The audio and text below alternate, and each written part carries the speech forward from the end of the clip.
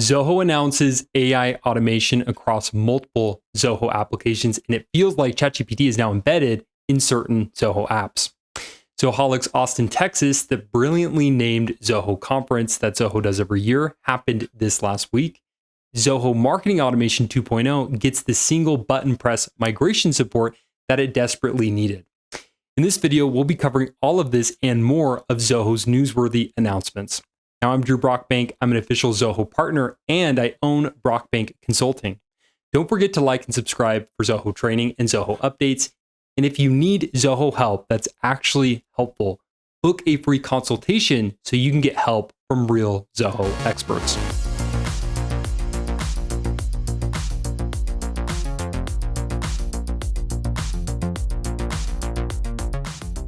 All right, let's dive into each of these AI-driven updates across Zoho. So 4 different apps: Zoho Projects, Zoho Sign, and Zoho Notebook. Zoho Notebook and Zoho WorkDrive are getting these different updates. And I love to see that ZIA is finally useful because, in my opinion, it hasn't been useful for a long time, and you really had to go out of your way in order to make it work for you instead of working for it. So I love these updates. I love to see that Zoho has AI top of mind. It seems like AI has been top of mind for everybody, but now it's actually becoming useful into day-to-day workflow, which is great.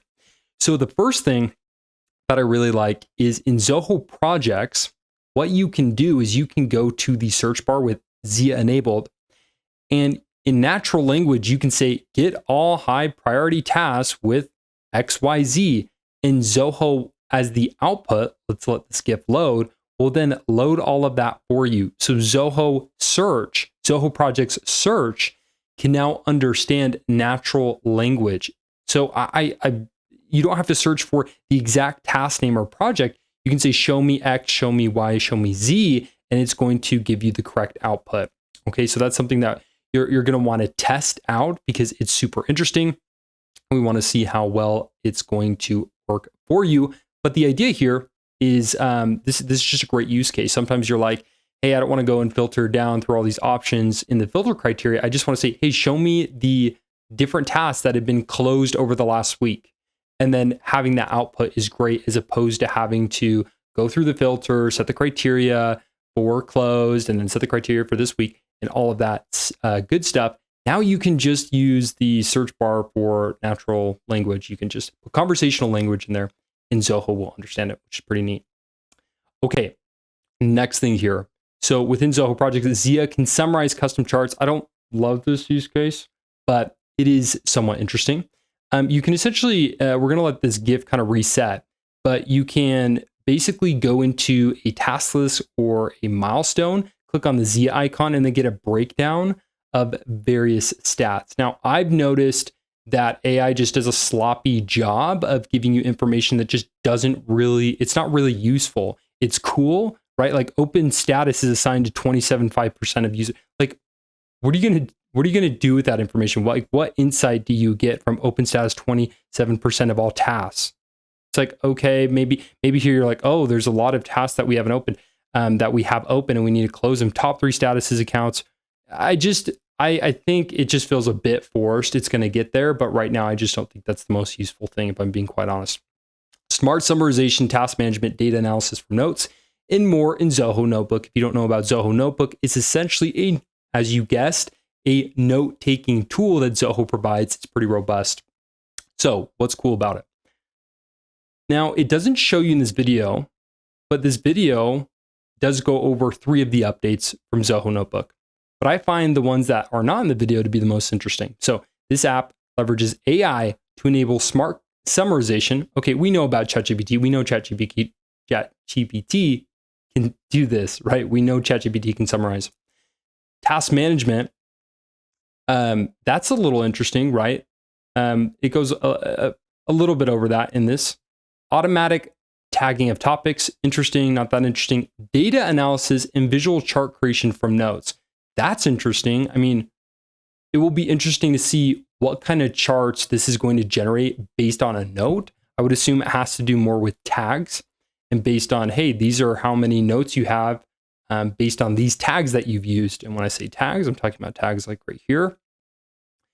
and then in calendar creation for subsequent steps. Okay, so the calendar creation for subsequent steps and the task management features, that's what I'm most interested in, because I would love if, as I'm taking notes on a call, Zoho could look over the notes and tell me these are the tasks and these are when you said they should be done, right? And based on my raw notes, because when you're on a call, normally you can't take really crisp and polished notes. You're taking very raw notes. You're just taking down things that you want to remember. So I would love it based on that, it could understand my crazy raw notes and distill that into next steps and count and put it on my calendar. Because quite honestly, strategy and task management comes down to time boxing, which is in your calendar. And if you're not time boxing, you should. I think it was Forbes' #1 most recommended productivity hack. But really, everyone should be doing that, right? So I find that really interesting and very useful. So I'm going to show you the video. It shows you a couple things. So the comprehensive checklists. So you can go in and you say, make me a process for XYZ. You can ask Zia. And then from here, create a quality control checklist. Probably ports over to ChatGPT or something else and gets the output and brings it back to you. And then you can see here's all the different items and you can insert to note. Okay, so that is really cool. That's very interesting.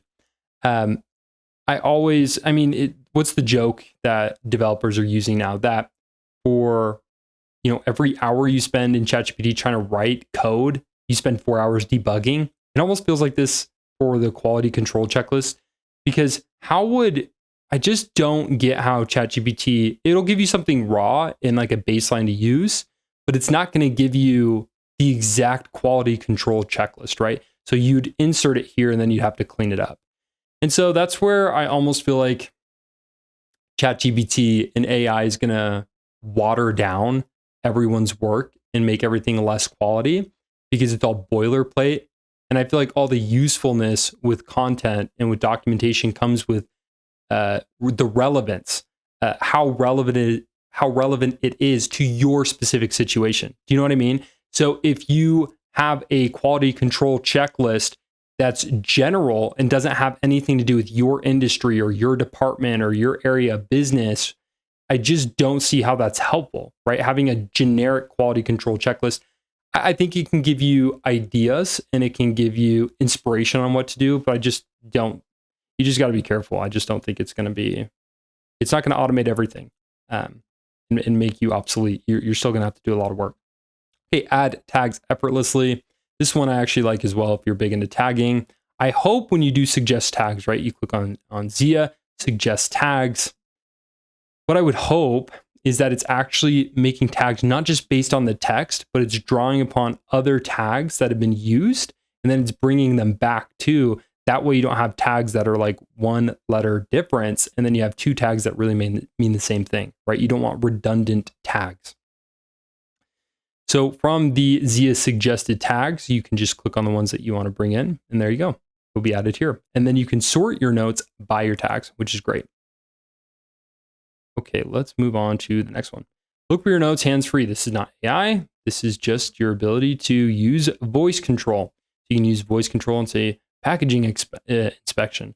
And then all of a sudden, magically, it will all pop up right here, everything that has packaging inspection included in the text.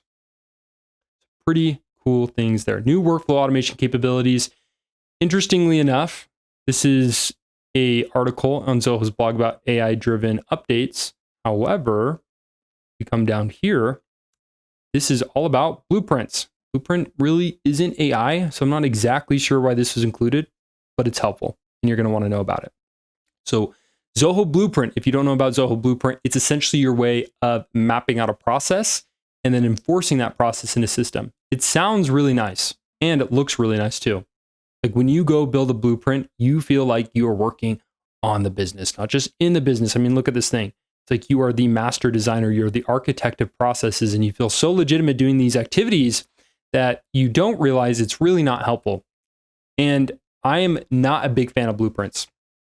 There are certain use cases where I think it's useful, but I think it's way too much of a burden on administrators, and you get so much opposition from your users. I'm gonna go on a quick rant here. So with a blueprint, this is the major issue. your processes are built around ever-changing situations. So let's say, for example, you had a blueprint inside of Zoho projects, right? So, by the way, the announcement is Zoho Blueprint is now being included in projects, work, drive, and sign. Okay, so let's take Zoho projects, for example. And you wanted to do some kind of like onboarding checklist, okay? Well, your onboarding checklist is based on your client or your customer's experience, right? So you have technology that supports processes and processes that support the journey, the customer journey, the client that you're trying to serve. Because ultimately, it's all about their experience. The better you can make the experience, the more value you can give, and the more you can get paid, the more profitable you become, and it's a win-win-win, right? That's the ideal. So when you are building a process like this, okay, this is to support the customer journey. These are your operations, right? The process that supports the journey. And then the technology supports the process. Or in other words, you're able to put the process into the software. Here's the thing though, in reality, once you build a blueprint, they're going to say, oh, this part doesn't work. And then you're going to be like, oh yeah, you're right. I forgot about that. Go in there, you add another part of the process. And then you're going to say, well, we actually need to tweak this too. And so then you have to control every little thing. It becomes a huge administrative burden, when in reality, the thing that you should be doing is not trying to guess all of the steps. Because when you have processes, you have stages and steps. Stages are the general phases of a process. You usually want 4 to 7 per process. Anything less than that becomes kind of useless. Anything more than that becomes overwhelming. So 4 to 7 stages. And then you have, within each stage, you have a bunch of steps. And what I don't like about blueprints is it's trying to shove a bunch of steps down your throat when it can't ever be comprehensive enough to include all the steps, or you'll have like a giant mural looking blueprint that is just no one really knows how to use except the administrator. And if they leave, it's just a burden. So all of that to say, I'm going to wrap this up, take it home. I've got 2 kind of blueprints you can use: A to B, C to D, which I like. And then you have A to Z blueprints that from one part of the process to the next, everything's going to be mapped out perfectly. You're never going to get that. It will always be frustrating for your users. It's going to be even more frustrating from your perspective as an administrator, if you are an administrator. And it's kind of like Canvas view. It sounds really nice and it seems cool, but it's a huge administrative burden that essentially requires you to become a UI UX designer. Do you want to be a UI UX designer? No. Are you a UI UX designer? No. So why would you want to put that burden on yourself just to make something pretty for a day and then switch it later to the default layout? So similar to that, the blueprint seems cool. You're going to do it for a day. You're going to feel like you're the best administrator who ever happened. And then in reality, you're going to realize it's very burdensome for most people. So there are certain use cases where it's very useful and you should do it. The A to B, C to D blueprint just means that you add blueprints specifically to parts of a process where you really need it. Enough of my rant on blueprints. But I want to tell you that before I go into this, because sometimes I talk about things that I'm like, I don't really agree with all of these things. I don't think everyone should use it just because it's an update, but it is an update, and that's what this video is about. Okay, so Zoho Blueprint. Visual workflow automation solution is now accessible within Zoho's collaboration apps, including projects, work, drive, and sign. Blueprint enables users to build scalable, repeatable, and easy to follow project workflows. Scalable, repeatable, easy to follow. I don't know about that. The technology provides the proper materials and context for each step of the process. Okay. So if you are familiar, Blueprint is in Zoho CRM. Now it's just being rolled out across projects, work, drive, and sign. Okay. Content-centric automation within Zoho WorkDrive. Zoho WorkDrive's workflow automation empowers users to automate tasks that are centered around content, including review and approval of legal policies and contracts. This reduces human error and streamlines data collection for seamless onboarding and HR management. It also simplifies task assignments for improved administration. So this is, again, when you think as far as approval processes go, I think this is a better use case for this kind of workflow when using a blueprint, right? Because this is not from start to finish. This is a very small blueprint. So if you keep it small, you keep it concise, and it's a specific part of the process that needs to be enforced very strictly, it makes sense. You try to do, from start of a task to end of the task inside of Zoho projects, you are going to have problems. Because what's the saying? Plans are useless. Plans are useless, but planning is useless. plans are useless, but planning is indispensable. Or in other words, if you put the plans in the system, it's never going to go according to plan. But the planning that you do up front is very helpful because it provides clarity, and clarity precedes execution. All right, enhanced agreement workflows in Zoho Sign a digital signature and ID verification solution, which is great, slots into unified systems at any stage of a workflow and ensures companies never lose time tracking down a signature. The software now offers the ability to create reusable templates along with knowledge-based authentication and controls. Okay, we already know about this. Yeah, this is this has been enhanced with blueprints, but all this functionality you're seeing here it's really been there the whole time. All right, new industry-specific capabilities, remote troubleshooting for the construction industry. Construction managers who use Zoho projects can troubleshoot issues remotely via its integration with Zoho Lens. Zoho's augmented reality. Okay, Zoho Lens is really cool, by the way. I just don't think it's going to be useful for like 99% of the people that I've worked with, but essentially allows you to, it's like Zoom call, but cooler, where you can remote in to different areas of a business and you can diagnose issues. So I'm going to real quick take a step back because I think this is interesting. So I used to live in Scotland, and in northern Scotland, one of the big industries there is oil. Okay. So there was this family that I knew really well, and I was at their home, and they had a VR setup in a room. The whole room was dedicated to this. And basically, the father of this family could go in this room and he could put on the VR headset, and it would put him on the oil rig so that he could go and diagnose issues as they were happening. It was super cool. So that's pretty much what Zoho Lens is, except instead of putting on the VR headset, you're using your phone. So it's one of those things that's super cool, and you're like, that's a really awesome use case for technology, especially like virtual reality. But for most of us, like my business, when would I ever use that? So maybe that's applicable to you, but it's not applicable to most. So unparalleled data protection and HIPAA compliance in healthcare. Healthcare administrators can use WorkDrive's data loss prevention to store and protect sensitive documents. Optimized manufacturing processes. Manufacturing companies can improve their operations with Blueprint. Its integration with projects unlocks automated lead tracking, customer follow-up, and inventory management. So this would be a great use case, right? So their specific like manufacturing processes are oftentimes extremely predictable. For services, service-based businesses, it'd be a lot harder to throw in a Blueprint, right? Utmost transparency in aviation operations. Zoho's collaboration apps offer a single source of truth for those in the aviation industry, including to which can be, I said that weird, aviation industry, access to which can be conveniently monitored and regulated. Workflows can be easily adapted, and employees across the globe remain informed.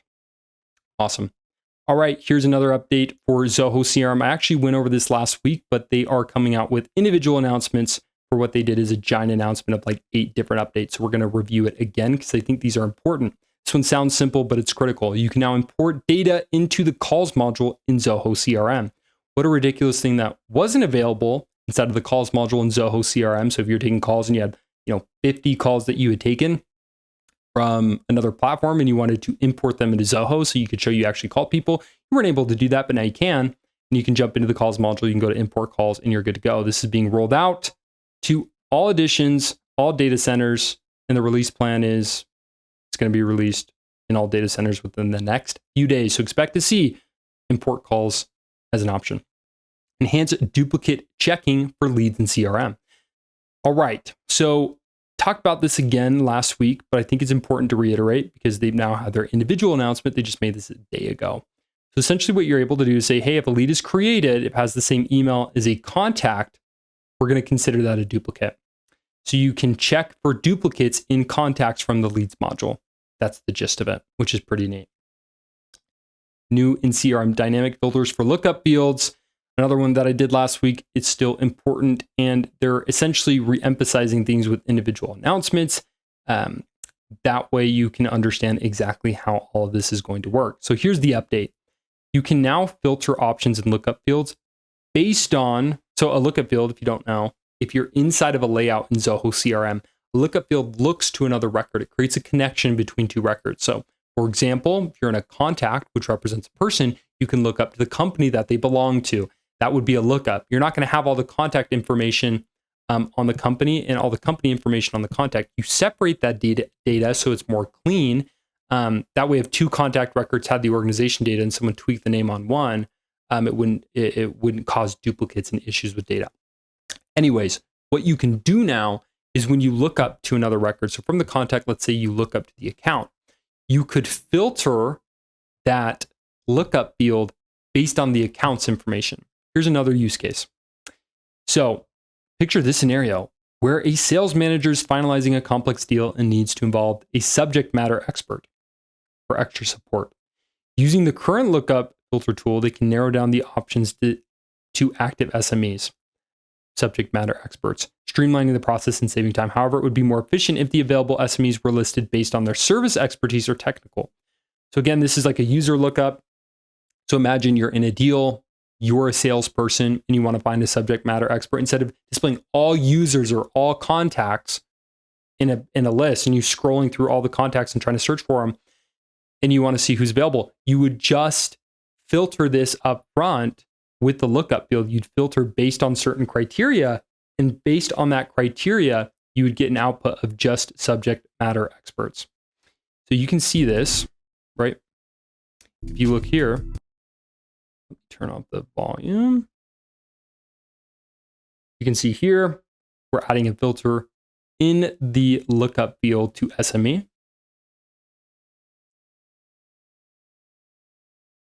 Service expertise, and then you can filter based off that as well.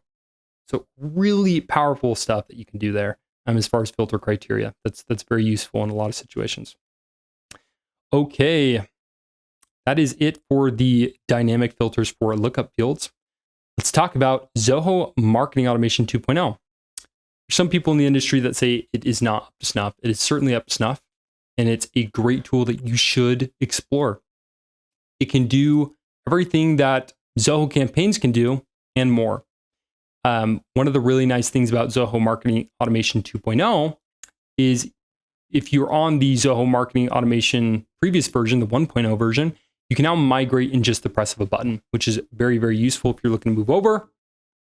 Here's the things that you've got to do before you get the one button press migration. So please ensure that the users complete these steps before migrating. Okay, so you want to read over this in depth if you're going to do the migration, because if you're in Zoho Marketing Automation 1.0 and you're going to move over, you need to understand how the information is going to make its way over. It's going to be a partial migration of data or a complete migration, and why. So you need to understand all of these things if you're going to move over. Very in-depth document. Here's the reason I'm not going over in depth now is most of my clients are going into Zoho Marketing Automation 2.0 for the first time, and they never really got into Zoho Marketing Automation 1.0 because it was honestly just not a great product. And Zoho Marketing Automation 2.0 is a much better product. With that in mind, if you are going to migrate, migration support is now available. And this is a very in-depth document telling you how you can prepare for that, which is great. Also, on the note of Marketing Automation 2.0, it's now a part of Marketing Plus. So if you don't know anything about Marketing Plus, essentially Zoho has, around 60, 70 applications that they've developed. 55 plus of those are available in Zoho One. So they offer their apps in different bundles. Marketing Plus is just one of those bundles. Instead of buying Zoho One, which is applications for most areas of your business, Marketing Plus is just the applications that Zoho offers that relate to the marketing area of your business. So revamped user interface. Basically, when you go into Zoho Marketing Plus, you can see the marketing automation. It's kind of like CRM Plus, but for marketing. If you're familiar with CRM Plus, it's a more widely used bundle that Zoho offers. So nice to see that Zoho Marketing Automation 2.0 is now a part of Marketing Plus. Update on the reset password flow enhancement. This one might seem small, but I think it is important to understand because now, as an admin, you cannot reset the password of any user whose email domain is unverified. Okay, so if you're in Zoho One, you can set out a password reset to people. If they're like, I forgot my password, could you resend it to me? They're not able to log in to reset it themselves. So you have to do it as an administrator. So when you go into Zoho One, if their email domain is not verified, you're not going to be able to do that. So make sure that all of your domains are verified. That way you can send password resets and not everyone is locked out of your account. So I think this is critical. It seems small, but you don't want everyone unable to access Zoho One if they need to be able to. And with that, that is the news across Zoho over the last week. Thank you so much for watching. If you are interested in additional training within the world of Zoho, you can go to my website, it's drewbrockbank.com, and you can go to Z Training. The link is in the description below. It's completely free. I'm not trying to sell you anything. You can get in there, you just opt in, it sends you an email. And as far as marketing, I don't do too much email marketing to shove down your throat my consulting services. All you'll be getting really are newsletters of everything that's changing in the world of Zoho so you can stay up to date. So get Z Training, become a power user of Zoho. Thank you so much for watching, and I will catch you in the next one.